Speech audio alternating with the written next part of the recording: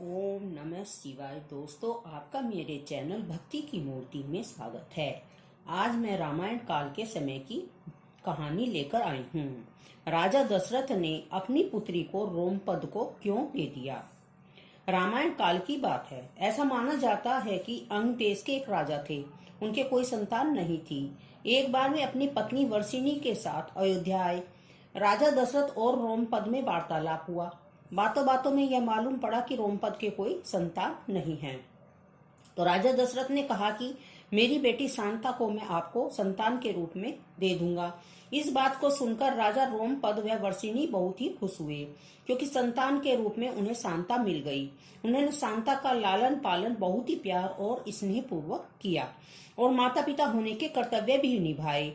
एक दिन की बात है, राजा रोमपद अपनी पुत्री से बात करने में इतने मग्न थे कि इनके द्वार पर एक ब्राह्मण आया और उन्हें पता नहीं चला। उस ब्राह्मण ने राजा से प्रार्थना की, हे राजा, वर्षा के दिनों में वे खेतों की जुताई में शासन की ओर से मदद प्रदान करें।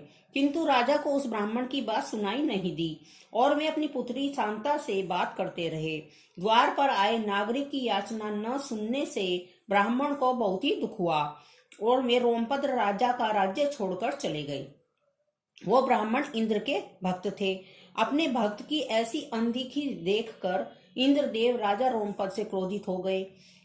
इंद्र ने राज्य में पर्याप्त वर्षा नहीं की। अंग देश में वर्षा नाम मात्र की हुई। वर्षा न होने के कारण खड़ी फसल मुरझाकर सूखने लगी और राज्य में सूखा पड़ गया। इस संकट की घड़ी में राजा रोमपद सिंह ऋषि के पास गए और उनसे इसका उपाय पूछा। सिंह ऋषि ने इंद्रदेव को प्रसन्न करने के लिए कहा और यज्ञ करने को कहा। तब सिंह ऋषि ने यज्ञ किया। फिर जोरदार वर्षा हुई, जिसे खेत खलियान पानी से भर गए। उसके बाद राजा रोमपद ने अपनी पुत्री का विवाह सिंह ऋषि से करा दिया और वे सुखपूर्वक रहने